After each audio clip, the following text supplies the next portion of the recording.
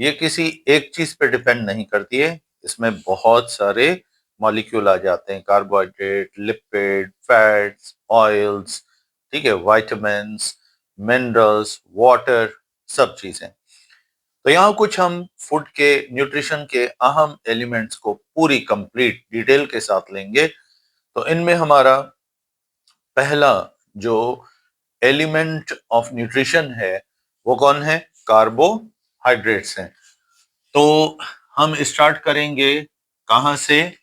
Carbohydrate से। थोड़ा बहुत मैंने आपको कार्बोहाइड्रेट्स के बारे में शुरू में बताया था, उसमें आपको याद होगा कि आपको मैंने बताया था कि ये कार्बोहाइड्रेट्स जो है ना, ये दो टाइप के होते हैं। एक होते हैं एल्डोसिस और दूसरे क्या होते हैं? कीटोसिस। यहां तक आपने किया हुआ है, पढ़ा हुआ है, ठीक है। अब आगे जाएंगे। आज हम यहीं से दोबारा स्टार्ट लेते हैं।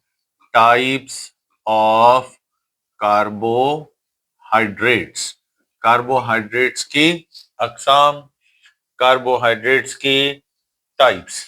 तो इनमें सबसे पहला जो पार्ट है उसको हम बोलते हैं एल्डोसिस।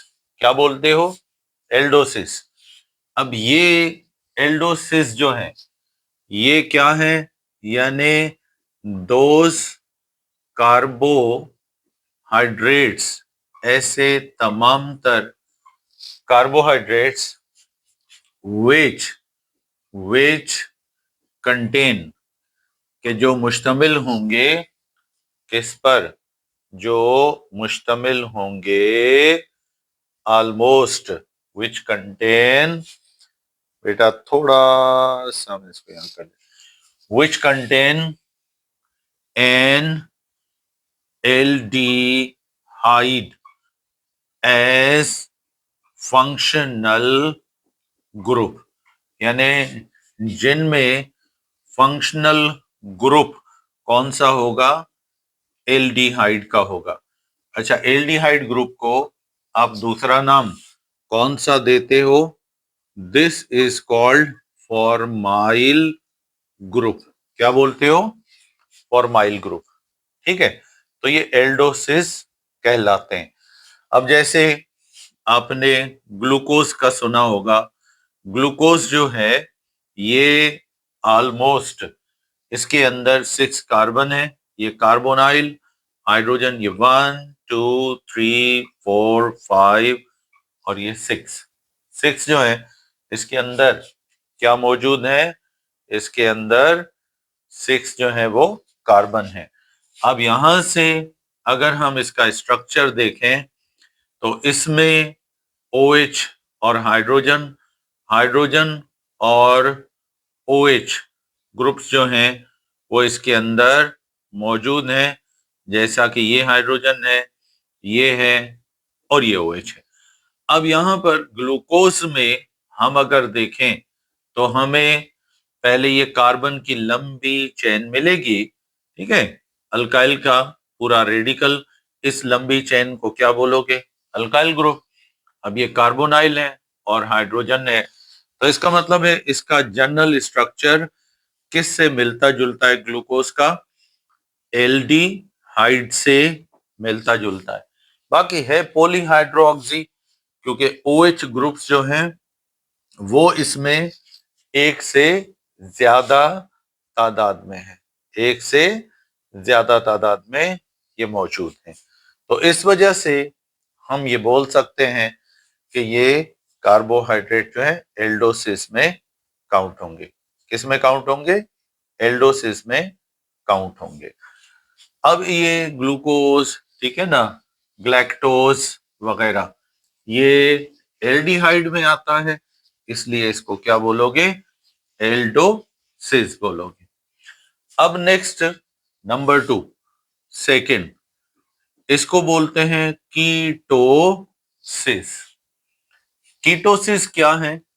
यानी वो कार्बोहाइड्रेट के जो आमतौर पर क्या है, जिनमें कौन सा फंक्शनल ग्रुप होता है, तो इनमें फंक्शनल ग्रुप जो है कीटोनिक होगा।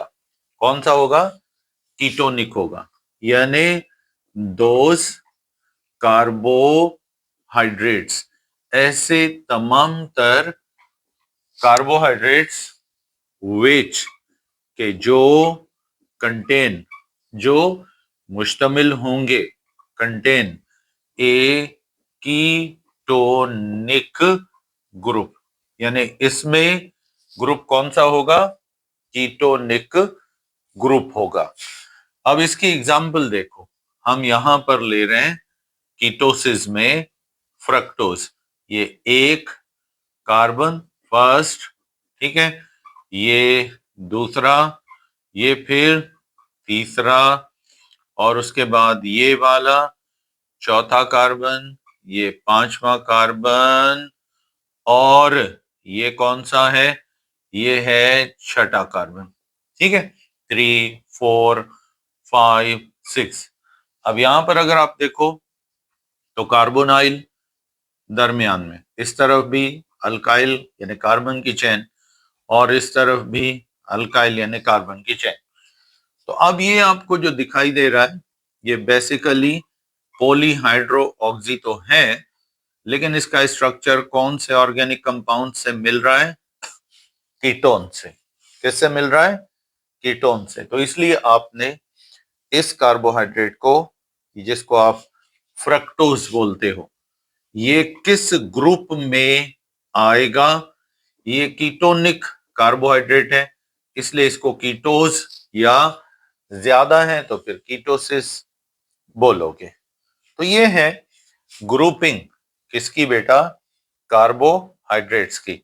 तो अगर आपको कहा जाए कि भी कार्बोहाइड्रेट्स के टाइप्स बताओ, तो ये दो होते हैं। एक बेटा कौन सा वाला होगा? एक होगा एल्डिहाइड यानी एल्डोसिस होंगे, और दूसरा कीटोन यानी कीटोसिस।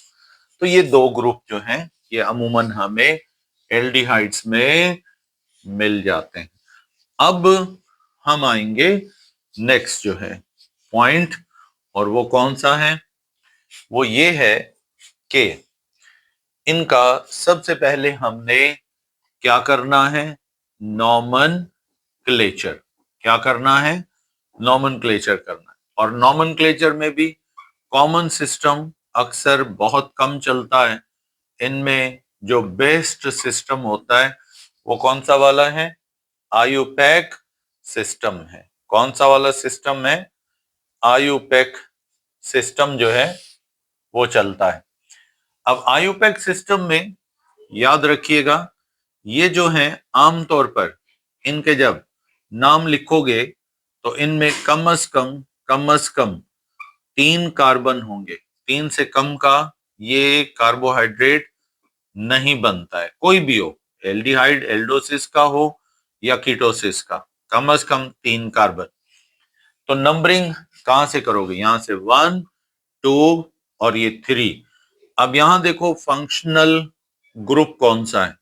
फंक्शनल ग्रुप जो है वो है एल्डिहाइड का। किसका फंक्शनल ग्रुप है? एल्डिहाइड का।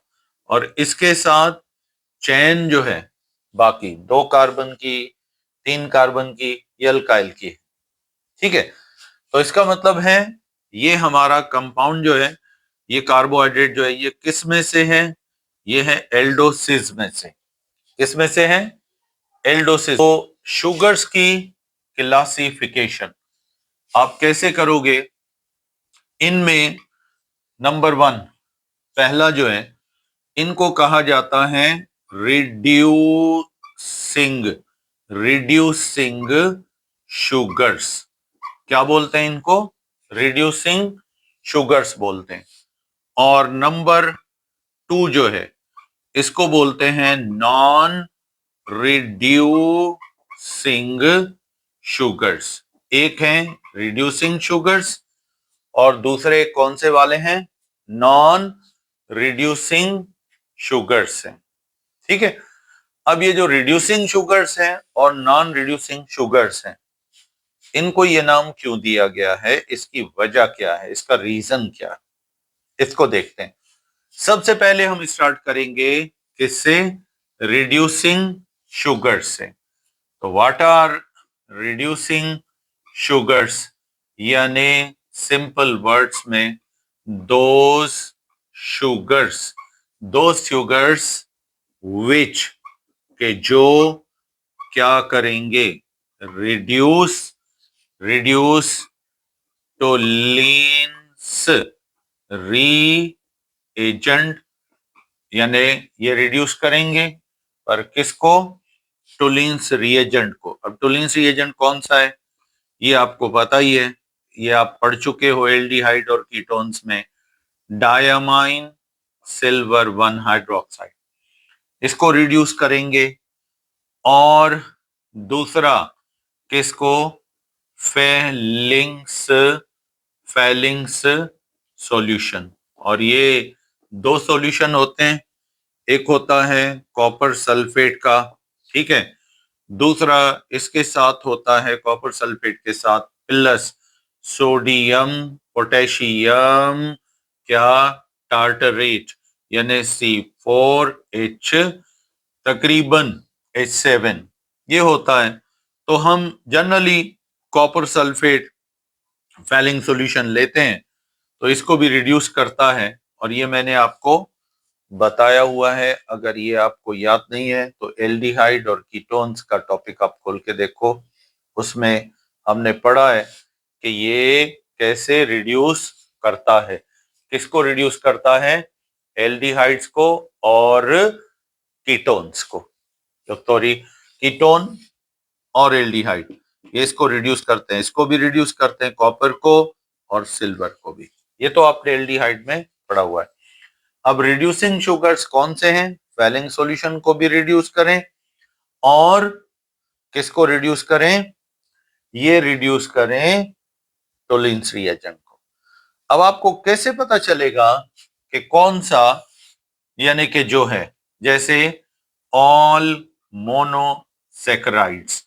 अब मैं आपको ये बताऊंगा कि मोनोसैकेराइड्स जितने भी हैं, ग्लूकोज, फ्रक्टोज, ग्लैक्टोज, ठीक है, रैमनोज, ये सब रिड्यूसिंग शुगर्स हैं। क्या हैं ये, रिड्यूसिंग शुगर्स हैं। अब कैसे ये रिड्यूसिंग शुगर्स हैं देख लेते हैं, अभी पता चल जाएगा इनका कि ये रिड्यूसिंग शुगर्स हैं या नहीं। तो रिड्यूसिंग शुगर्स के लिए हमारे पास क्या होना चाहिए, कैसे पहचानोगे कि ये रिड्यूसिंग शुगर्स हैं। आप ओपन चेन में कार्बोहाइड्रेट उठाओ, कोई भी कार्बोहाइड्रेट है, कितने भी कार्बन हैं, उसका कार्बोनाइल ये वाला कार्बोनाइल के साथ वाले कार्बन को देखो, वहां पर अगर उस कार्बन पे जो कार्बोनाइल के साथ अटैच है, अगर उसके पास एक फ्री क्या मौजूद है, OH ग्रुप, तो फिर समझ लो ये शुगर क्या होगा, रिड्यूसिंग शुगर होगा। क्या होगा, रिड्यूसिंग शुगर। अब जैसे ग्लूकोज में कार्बोनाइल 1 पर है, इस कार्बन पे फ्री OH है, क्या है, ये फ्री OH है, तो फ्री OH सेकंड कार्बन पर, बाकी नहीं काउंट करोगे, ओ ये कार्बोनाइल वाला साथ वाला कार्बन इधर OH है, तो ये क्या है, रिड्यूसिंग शुगर है। अब फ्रक्टोज, ये तो ग्लूकोज था, अब हम यही एग्जाम्पल कीटोसिस में उठाते हैं। तो ग्लूकोज रिड्यूसिंग शुगर है, ओपन चेन में है और इसके पास फ्री OH है। अब हम लेते हैं दूसरा, कौन सा, आपने पढ़ा है फ्रक्टोज। कौन, फ्रक्टोज। तो फ्रक्टोज जो है, इसमें आपको पता है ये फ्रक्टोज जो है, इसके साथ यहां पर OH मौजूद है, ठीक है, ये कार्बोनाइल है, इधर भी फ्री OH है और इधर भी इसके साथ क्या मौजूद है, फ्री OH है। तो जिसमें फ्री OH होगा तो वो क्या होगा, रिड्यूसिंग शुगर होगा। क्या होगा, रिड्यूसिंग शुगर होगा। अब ये तो था जब ये ओपन चेन में होते हैं। अब जैसे फ्रक्टोज था, दूसरे मोनो कार्बोहाइड्रेट्स जो हैं यानी कि मोनोसेक्राइड, इनमें ये फ्रक्टोज वगैरह ये आ जाते हैं। ठीक है, ये है रिड्यूसिंग शुगर। अब हम लेते हैं इसी में, कभी कभार आपको ये ओपन चेन में नहीं मिलेंगे, ये आपको किस में मिलेंगे, ये आपको मिलेंगे किलोस चेन में। किस में मिलेंगे? किलोस चेन।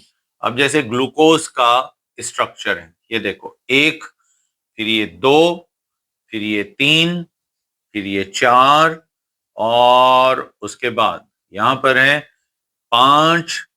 ठीक है, कितने? पांच। और उसके बाद यहां पर क्या है? 6। अब ये है आपका 1 2 3 4 5, यहां पर है CH2OH, और इधर यहां पर OH ग्रुप, हाइड्रोजन, हाइड्रोजन, और क्या है इसमें? OH। ठीक है, हाइड्रोजन और OH, H फिर OH। यहां पर आप देखोगे यहां पर है OH ग्रुप और हाइड्रोजन। ये देखो 1 2 3 4 5 6। इस ग्लूकोज के इस स्ट्रक्चर को हम क्या बोलते हैं? Pyranose structure. क्या बोलते हैं उसको? Pyranose structure. अब यहां पर हम रिड्यूसिंग शुगर कैसे मालूम करेंगे? ओपन चेन में तो कार्बोनाइल के साथ वाला कार्बन देखते थे, OH था। यहां पर कैसे मालूम करोगे कि रिड्यूसिंग शुगर है?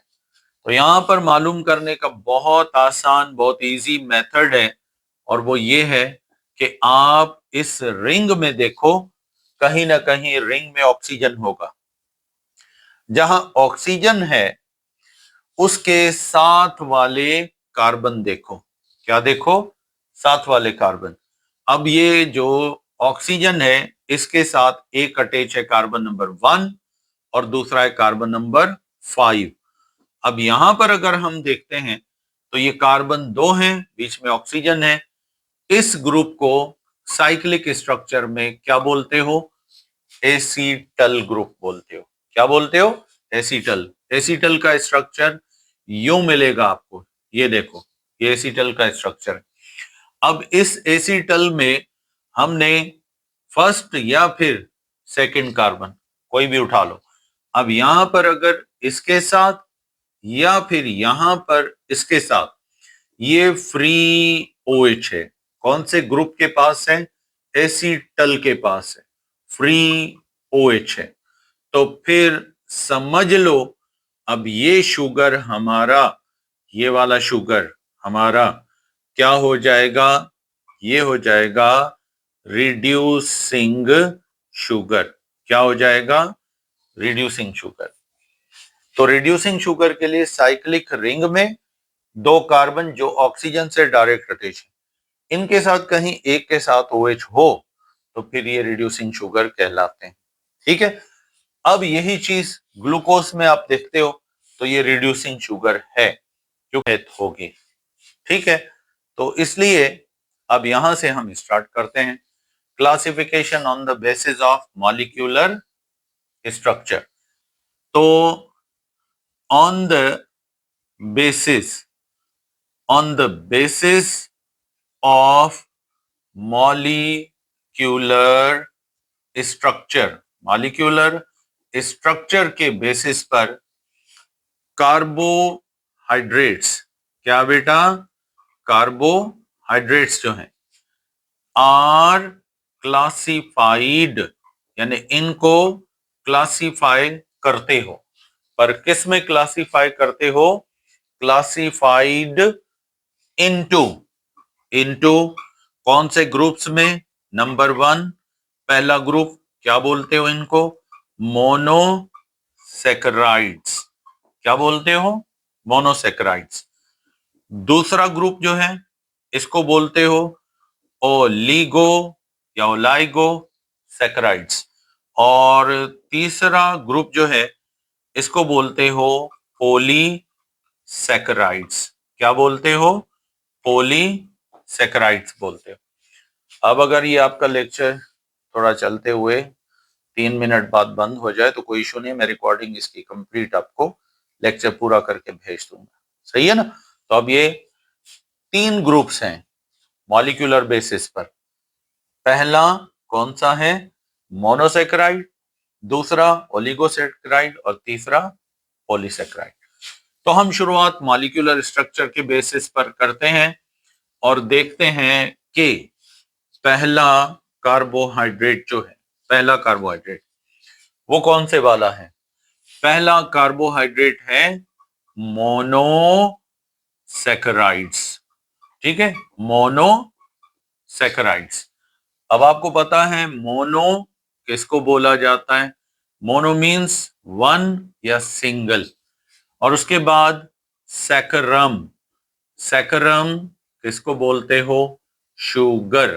किसको बोलते हो? शुगर, यानी सिंगल शुगर मॉलिक्यूल्स।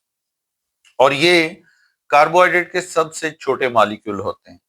किसी भी कार्बोहाइड्रेट के मॉलिक्यूल को आप हाइड्रोलाइज यानी तोड़ो, ब्रेक करो, मजीद छोटा करो, तो वो टूट तो जाए, लेकिन वो जब टूटे तो उसका जो मॉलिक्यूल कार्बोहाइड्रेट का था, टूटने के बाद अब मजीद किसी और छोटे कार्बोहाइड्रेट में कन्वर्ट ना हो। तो ऐसे कार्बोहाइड्रेट को क्या बोलोगे? मोनोसेक्राइड बोलोगे। क्या बोलोगे? मोनोसेक्राइड बोलोगे। यानी these these hydrates can not be further hydrolysed, यानी तोड़ा जा सकता है, further hydrolysed to simple carbohydrates, यानी इनको आप मजीद सिंपल कार्बोहाइड्रेट्स में नहीं तोड़ सकते हैं। याद रखिएगा, आप इनको मजीद तोड़ नहीं सकते। ठीक है, अब इनमें क्या होगा? दे कंटेन, यानी या फिर देयर मॉलिक्यूल, इनका जो मॉलिक्यूल होगा, मॉलिक्यूल कंटेन, ये मुश्तमिल होगा 3, कम अज कम 3 to 10 क्या? Carbon atoms. यानी इनमें, तो ये ग्लूकोज जो है, अब ये मोनोसेक्राइड्स का समझ लो एक छोटा सा मॉलिक्यूल है। फिर फ्रक्टोज, ग्लैक्टोज, पायरिनोज, रेमनोज, ठीक है ना, ये सब के सब क्या होंगे? ये मोनोसेक्राइड्स होंगे। सही हो गया। चले, अब मोनोसेक्राइड आपने कर लिया। अब नेक्स्ट जो है, इसको हम देखते हैं कि दूसरे सेक्राइड्स कौन से हैं।